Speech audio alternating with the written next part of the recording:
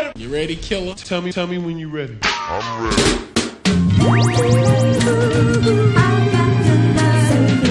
Depuis un an, je suis rémunérée pour mes What the Fake parce qu'ils sont coproduits par France TV / qui a gentiment repéré mon travail et a trouvé que c'était à peu près de service public. Aude Favre, alias Aude What the Fake, est donc une collègue de Julien Pain de l'Instant Détox, autre défenseur de la vérité vraie dans le sens du vent, désormais célèbre pour sa déclaration de haute volée. Si aucun journal, aucune chaîne de télé, aucune radio n'a parlé d'une info, eh bien c'est probablement qu'elle est fausse. Non, monsieur. Devrais-je dire fils du serpent? Voici la vérité ici-bas, dans votre système de mensonges. Écoutez bien, plutôt lisez bien, car, hélas, les plus grandes langues de vérité en ce monde, comme Moïse, n'ont pas la parole facile comme vous, langue pour mentir aisément comme le serpent d'Éden. Alors lisez bien ce qui va suivre. Voici donc la première vérité que votre langue ne peut jamais dire. Si tous les journaux, toutes les chaînes de télé, toutes les radios enfoncent dans les crânes une certaine info, c'est probablement qu'elle est fausse ou est une vérité très partielle, destinée à cacher la vérité, la vraie. C'est la définition de la notion de désinformation. Ce n'est pas moi qui ai inventé ce mot, c'est votre système lui-même qui l'a inventé et il sait de quoi il parle. Et voici la seconde vérité, qui est le corollaire de la précédente. Si tous les journaux, toutes les chaînes de télé, toutes les radios disent tout, sauf une certaine info, c'est probablement qu'elle est très vraie. Elle fait partie des vérités qu'il ne faut surtout pas dire dans votre système de mensonges. Feu sur vous! Éclair et tonnerre de Dieu sur votre système satanique.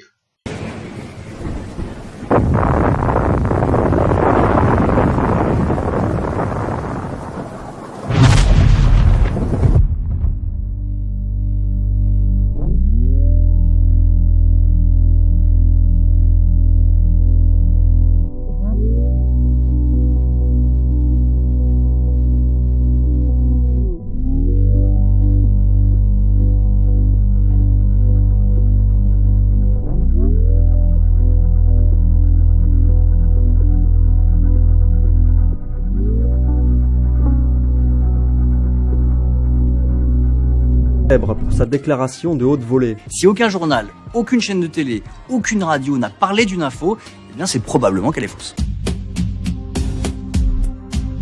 Sur le site de France TV, on peut lire que la mission de Aude est, je cite, de défoncer les intox et autres fake news. Et selon elle, pour dire la vérité aux Français. Alléluia. Depuis quelques semaines, la mission de notre youtubeuse justicière est de s'attaquer à la déferlante des vidéos traitant du satanisme et faisant tourner la tête à nos chères petites têtes blondes.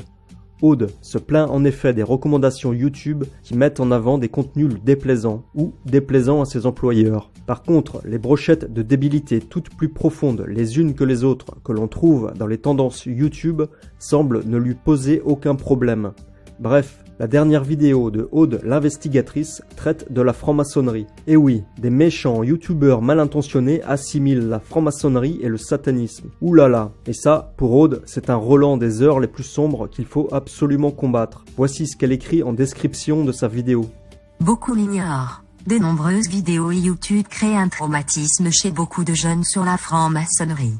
Les francs-maçons sont assimilés à des satanistes dans de nombreuses vidéos recommandées.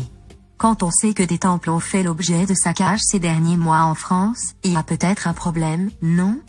On sent ici, à plein nez, que la justicière de la vérité vraie souhaiterait que l'antimaçonnisme légitime soit couvert par la récente loi visant à lutter contre la haine sur Internet, ceci en victimisant la loge, avec au passage une petite inversion accusatoire en parlant des traumatismes chez les jeunes qui visionneraient ce type de vidéos, renforçant ainsi l'aspect toxique de ces contenus déplaisants pour le pouvoir en place. Lutter contre l'obscurantisme des heures sombres, tout ça, part d'une bonne intention dans le logiciel de Aude. Mais le résultat est pour le moment très décevant niveau investigation et débunkage. Gageons que France TV va investir un peu plus dans sa fantomette de l'anti-fake news pour nous offrir du contenu un peu plus étoffé. Voyez par vous-même le niveau. Alors après toutes les preuves sur les billets et autres, sur les fameux signes, les pyramides, les trucs. Bon, on leur a expliqué qu'en fait, ces signes-là, ça n'a rien à voir avec un complot ou quoi que ce soit. C'est des références historiques et culturelles. Il faut désamorcer la situation. Tout comme moi, j'avais pas mal d'élèves qui étaient un peu traumatisés à l'époque sur les francs-maçons. Ils m'en parlaient tout le temps. Et je leur disais, mais c'est rien en fait, hein, les francs-maçons. C'est juste des gens qui se rencontrent pour parler. Et je leur ai expliqué d'où ça.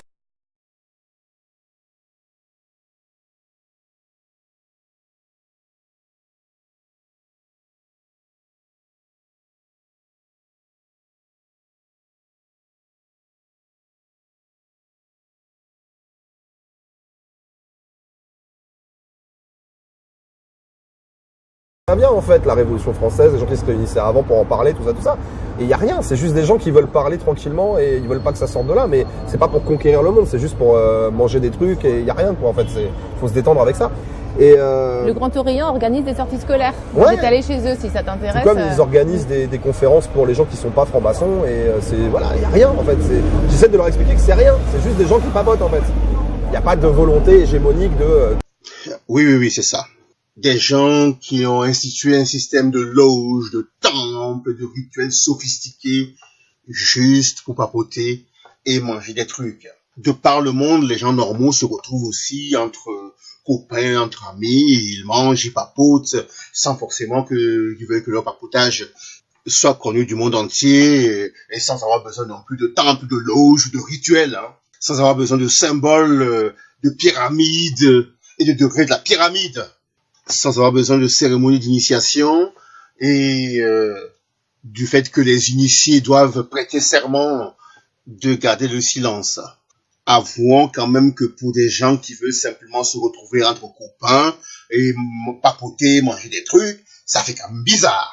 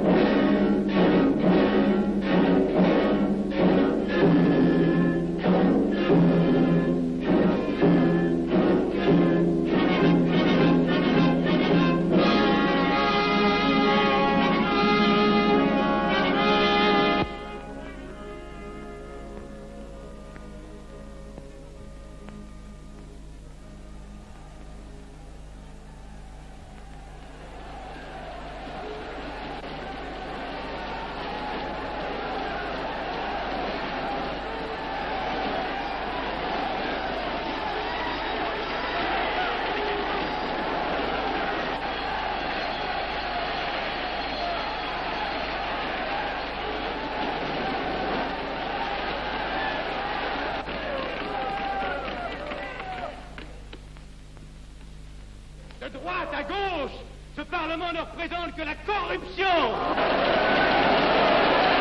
Vous, capitalistes, vous n'avez cessé de pousser la classe ouvrière à la misère. Et vous, communistes, vous avez cessé d'exploiter cette misère voulue par les capitalistes.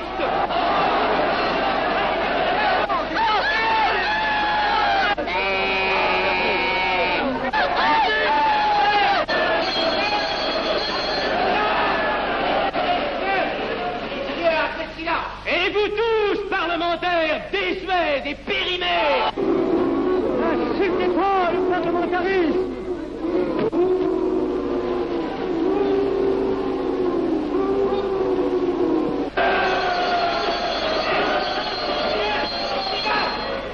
Est-ce que je vais lever la séance? Continuez, s'il vous plaît. Messieurs, je n'ai plus rien à dire. J'ai eu conscience de vous dire quelques vérités, peut-être désagréables, mais utiles. Non, ce ne sont pas quelques interruptions qui m'arrêteront. La communauté française ne se bâtira pas sur le conflit de la vieille bourgeoisie égoïste et du peuple affamé. C'est pourquoi je ne voterai pas ce projet qui donne satisfaction au capitalisme international et serait le bon prétexte pour les communistes à accentuer nos divisions. Je ne le voterai pas. Je serai sans doute le seul à ne pas le voter. Car il semble que par une étrange aberration, la Chambre tout entière soit prête, comme toujours, à trahir l'intérêt français au bénéfice de certains intérêts internationaux très particuliers.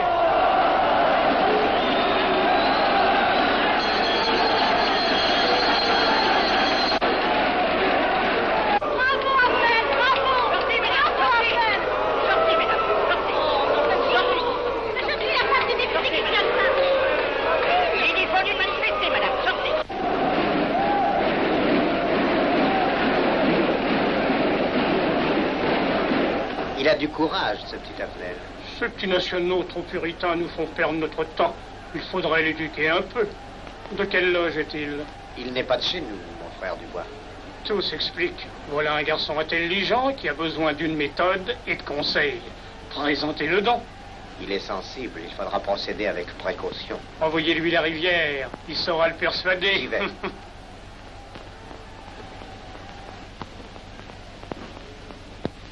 Mon cher vénérable, nous avons un service à vous demander.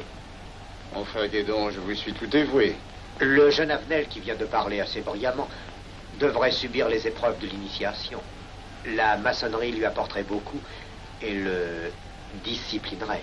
Ne croyez-vous pas? J'y pensais déjà. Nous allons nous en occuper activement. Alors, je suis brisé. Comment avez-vous trouvé mon discours? Excellent. Vous leur avez dit de fort bonne vérité. Ouais, ça n'a pourtant servi à rien, ils ont voté le projet. Ça ne sert jamais à rien de dire la vérité. Les gens n'aiment pas la vérité. Ils préfèrent de beaucoup les mensonges. Vous êtes cynique. Non. J'ai une certaine expérience politique, déjà ancienne. À propos, voulez-vous venir un peu avec moi? J'ai quelque chose à vous dire. Volontiers.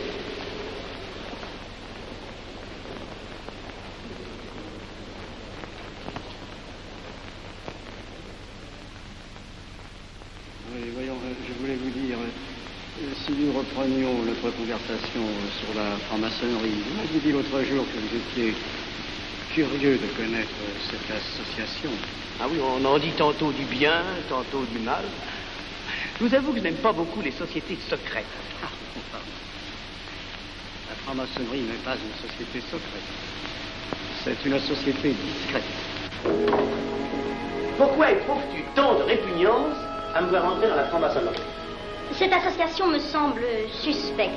Il ne doit y avoir que des arrivistes là-dedans. Non, voyons, nous sommes peut-être aussi des braves gens, animés d'un idéal sincère. Le texte qu'ils m'ont donné est rempli de bonnes idées. Tu me diras que ce n'est qu'un programme affiché à l'entrée, mais il me paraît loyal. Tu es un honnête homme, mon chéri. Mais tu as un grand défaut. Ah, et lequel? Tu ne vois jamais le mal. Tu imagines que les autres sont bons comme toi-même. C'est pourquoi tu as toujours des déceptions. N'importe, je suis décidé à tenter cette expérience. Alors fais-la. Je souhaite me tromper. Quand pourras-tu te présenter chez ces gens? Mercredi. Déjà.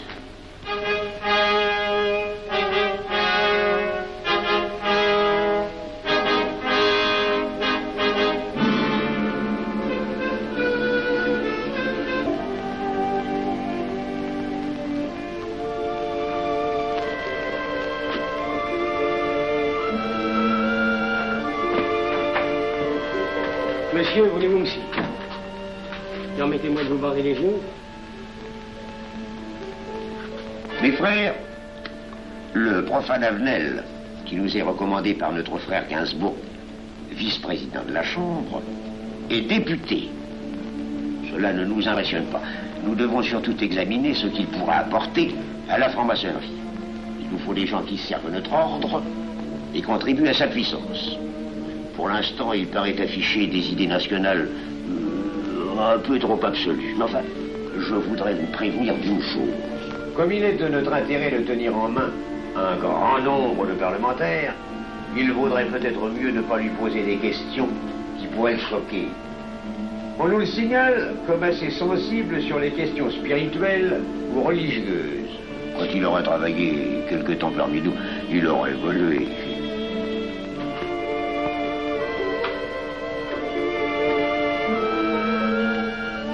Voilà, le silence le plus absolu, mes frères. frappe ainsi régulièrement à la porte du temple? C'est un profane qui demande à être interrogé, vénérable maître. Faites entrer le profane.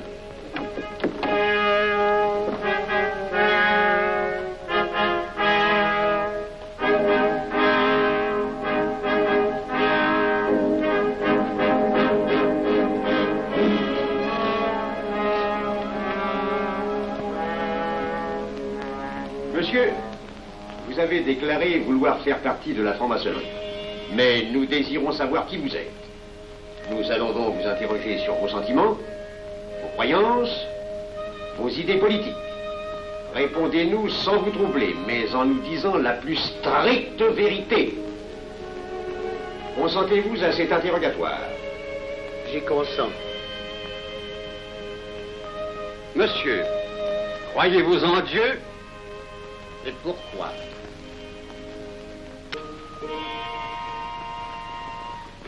Alors, mais c'est entendu, mon cher, je m'occupe de ton affaire. Tu peux compter sur moi. Mais c'est entendu, excuse-moi, la tenue va commencer, je suis un peu en retard. Viens, viens.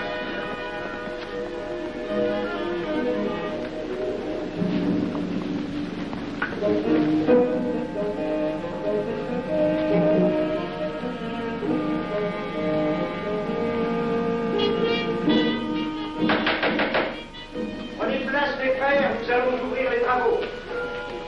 Mon frère Durand, veuillez prendre place à l'ordre.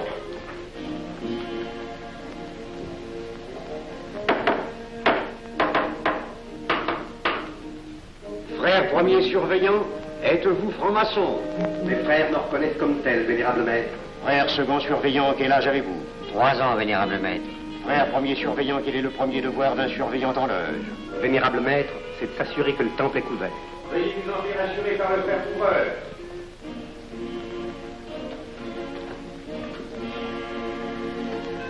Le temple est couvert, vénérable maître. Frère second surveillant, quel est le second devoir des surveillants en loge? Vénérable maître, c'est de s'assurer que tous les frères présents sont membres réguliers de la loge ou visiteurs connus. Debout, et alors, mes frères. Frère premier second surveillant, assurez-vous que tous les frères rangés devant vos colonnes sont membres réguliers de la loge ou visiteurs connus.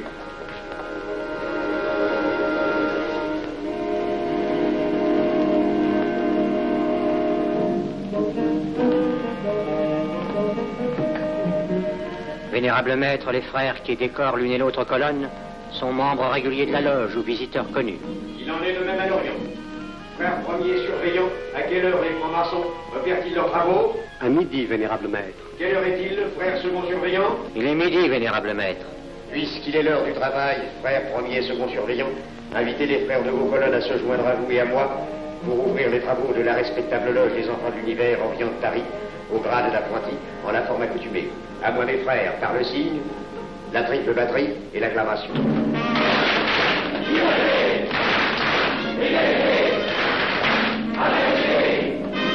Prenez place, mes frères, les travaux sont ouverts. Mes frères, l'ordre du jour appelle l'initiation du profane Avenel. L'atelier a voté dans une précédente tenue la mission du dit profane. Nous allons donc ce soir le recevoir solennellement. Mon frère couvreur, veuillez aller chercher le profane Avenel qui a écrit son testament philosophique dans le cabinet de réflexion.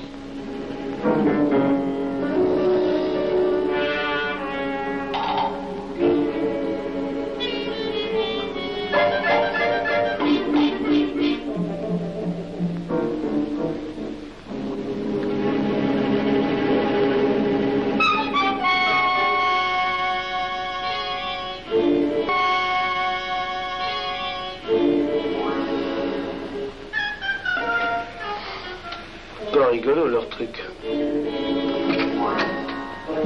Monsieur, veuillez me suivre.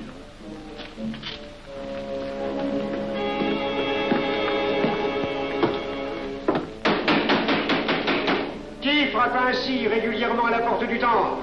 Vénérable maître, c'est un profane qui demande à être reçu maçon s'il en est jugé digne.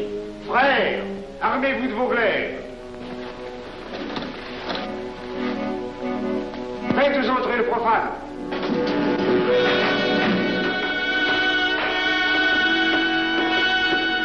Laissez-vous, monsieur.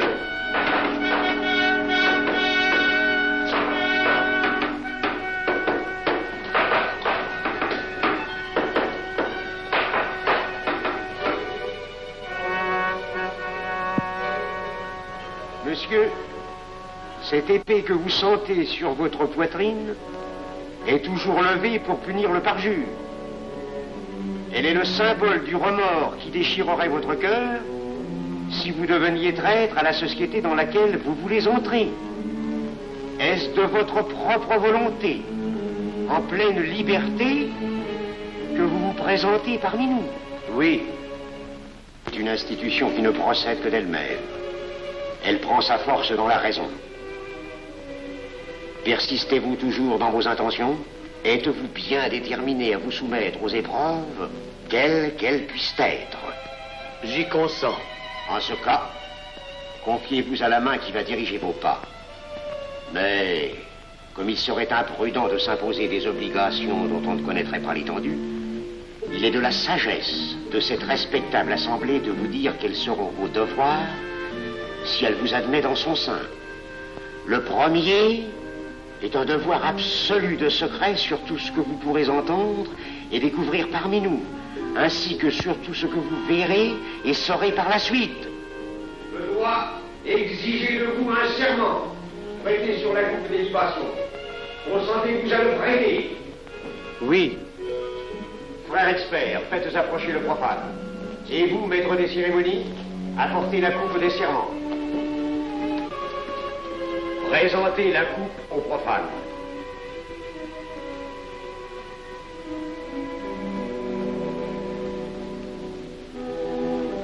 Prononcez avec moi le serment. Je m'engage sur l'honneur, au silence le plus absolu, sur tous les genres d'épreuves qu'on pourra me faire subir. Je m'y engage. Vous devez connaître toute l'importance d'un serment. Si jamais vous manquiez à une parole aussi solennellement donnée, buvez. Buvez! Buvez! Que ce breuvage amer soit pour vous le symbole de l'amertume et du remords que laisserait dans votre cœur le parjure qui aurait souillé vos lèvres. Frère expert, emparez-vous du profane et faites-lui faire son premier voyage.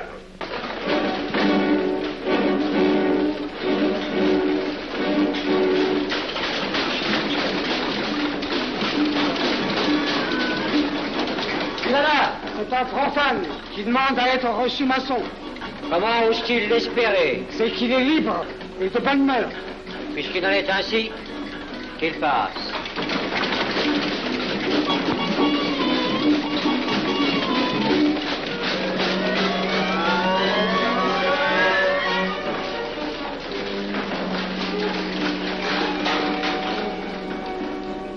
Monsieur, le voyage simple. Frère expert, faites faire le deuxième voyage.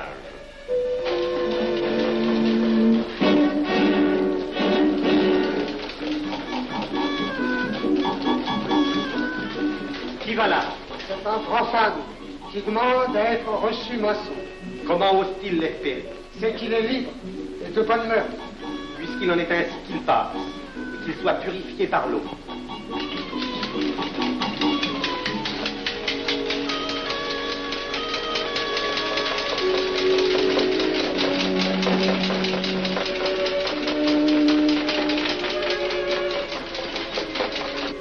Monsieur,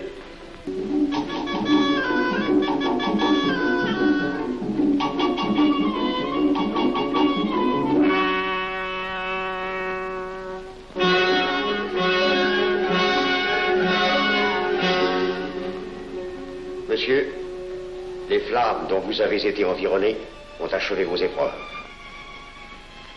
L'ordre maçonnique dans lequel vous demandez à être admis pourra peut-être un jour exiger que vous versiez jusqu'à la dernière goutte de votre sang pour sa défense et celle de vos frères. Je vais maintenant vous faire prêter serment à la franc-maçonnerie. Frère expert, amenez le profane à l'autel. Les frères, debout, à l'ordre et glaive aux mains.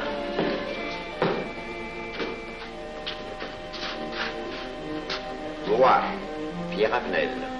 Moi, Pierre Avenel. de ma propre et libre volonté. De ma propre et libre volonté. En présence de cette respectable assemblée de maçons. En présence de cette respectable assemblée de maçons. Je jure et promets solennellement. Je jure et promets solennellement. De ne jamais révéler aucun des mystères de la franc-maçonnerie qui vont m'être confiés. De ne jamais... Le serment que vous venez de prêter ne vous donne-t-il aucune inquiétude? Consentez-vous à le renouveler lorsque vous aurez reçu la lumière? Je le renouvellerai. Mes frères, nous allons donner la lumière aux profanes. Frères couvreurs, préparez-vous à accomplir votre office. Que la lumière lui soit donnée à mon 3e coup de maillet.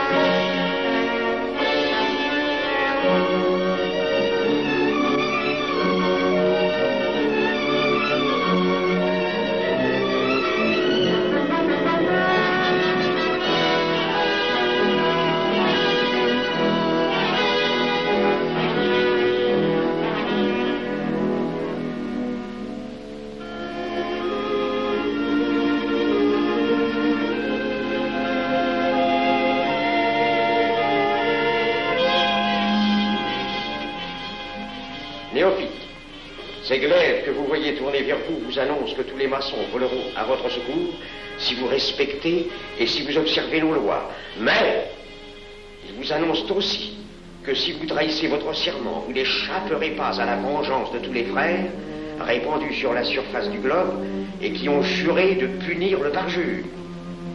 Le jurez-vous, mes frères? Récipiendaire.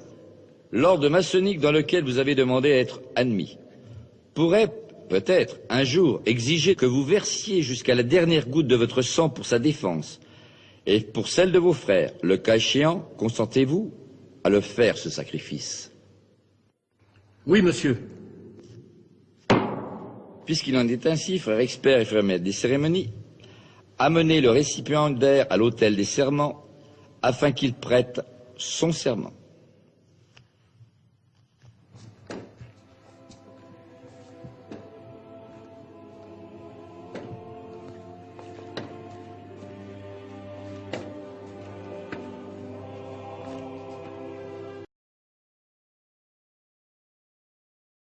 Bien en fait la Révolution française, les gens qui se réunissaient avant pour en parler, tout ça, et il n'y a rien, c'est juste des gens qui veulent parler tranquillement et ils veulent pas que ça sorte de là, mais c'est pas pour conquérir le monde, c'est juste pour manger des trucs et il n'y a rien quoi en fait, faut se détendre avec ça.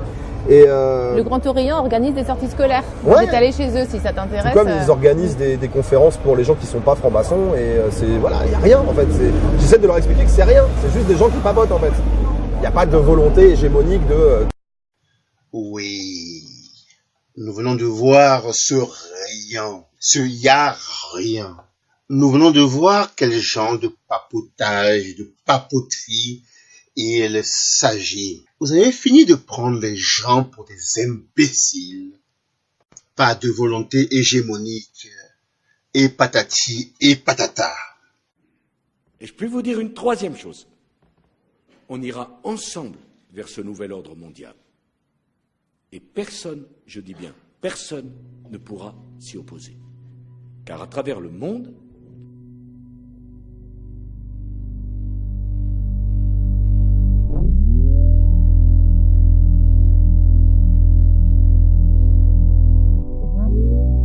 conquérir le monde, enfin voilà. Quand je parle de ce genre de sujet, parce que je n'ai pas fait d'études là-dessus non plus, personne n'en a fait d'ailleurs. Nous avons